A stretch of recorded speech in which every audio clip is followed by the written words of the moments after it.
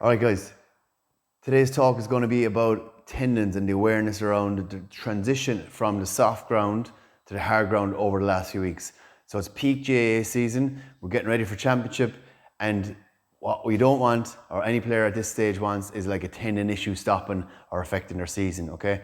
So a couple of things that you need to be aware of: this transition from the relatively soft ground over the last few weeks to the dry spell, where that ground gets rock hard in the space of a week or two. So wearing your moldies, so you've got a little bit more shock absorption during that transition phase is very important. Obviously, needless to say, blisters can occur, and just tend to them appropriately as well, because that'll affect how your foot moves on the ground. But getting back to the tendon thing, if you have a creaking in the front of your knee, so put your hand over the front of your knee and you get a creaking, kind of a creaky sound, it's called crepitus. That is a tendon overload issue. If you've got a stiffness or soreness or a creaking in the back of your Achilles tendon as well, particularly when you get out of bed in the morning, that's a tendon issue, maybe a low level and the start of one. So it's about acting and behaving early to make a difference, okay? So if you have any one of these tendon issues, we're going to show you a simple isometric exercise to build the low tolerance through it, and it helps calm it down, okay? So the isometric for the patellar tendon, the knee tendon here, is a heel pressing down through like this, okay? You've got good foot pressures into the floor.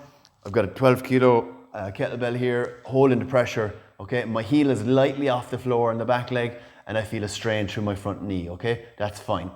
If it's very sore, you might need to step the heel out further to tolerate the load, but ideally then we want to work that knee back in behind, and you can still hold that pressure, okay?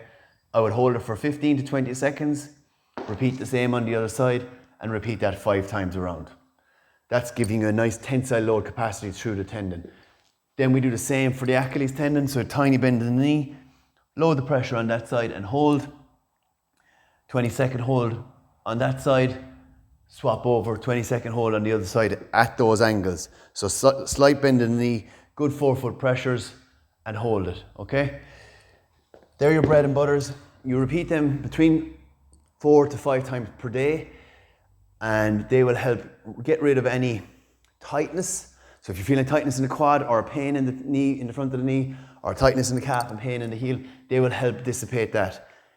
But make sure you modify your training loads accordingly, okay? So you might need to train off feet for a day or two. You might space out your training and your matches accordingly as well, and get your physio to have a look at it. So I hope you found that information helpful. If you have, please share it with one of your buddies, because there's guaranteed to be lots of other people in the same boat as you at the moment.